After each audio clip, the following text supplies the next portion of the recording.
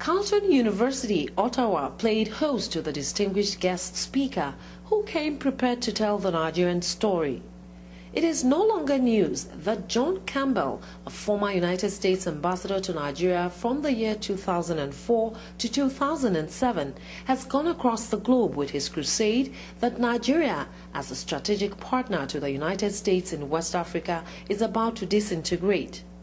What is new is the robust defense from Nigerians in Canada to what they described as a slanderous commentary on a sovereign nation. The event had an open-door policy which allowed people to listen to his story and also ask a few questions, but it was not for media coverage. In his book, Nigeria Dancing on the Brink, Ambassador John Campbell, according to Nigerians, did a good job with the short post-colonial history of the country, but faulted his pessimistic disposition that Nigeria is nose-diving into failure. His argument is anchored on 4 issues. 1. That previous elections in Nigeria failed and the 2011 elections will not be an exception. 2. There is trouble in the Middle Belt and the Niger Delta. 3. There is an election where zoning has been ignored. 4. The government at the center is weak. The organizers could not stop our interviews with Nigerians to hear their side of the story. Nigeria's High Commissioner to Canada, Professor Uwise Haye, led the delegation. All these premises are totally false, as I pointed out to him, and to which he had no answer. The situation in the Niger Delta is that there has been tremendous efforts by government to improve the circumstances of the Niger Delta people. I wanted Ambassador Campbell to tell us the role of the oil companies in corruption in Nigeria. He had no answer to that. I wanted Ambassador Campbell to tell us what the West is doing about helping to integrate the Niger Delta people.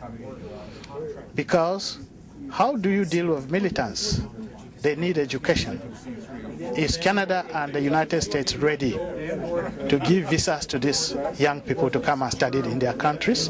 I don't think Nigeria is facing disintegration. However, there are some concerns, and we have expressed that. And he has some idea of the problems, but he doesn't have it from the people's point of view. Nothing can stop us from being who we are, and I'm sure this election is going to be one of the most successful ones we've had. I also find it laughable for anybody to say that Jonathan is a weak president. Of course he's not. President Jonathan is somebody who knows when to be vulnerable and knows when to be strong. When asked about the interest of the West in Nigeria, the guest speaker simply said, the nation and the West share a common interest.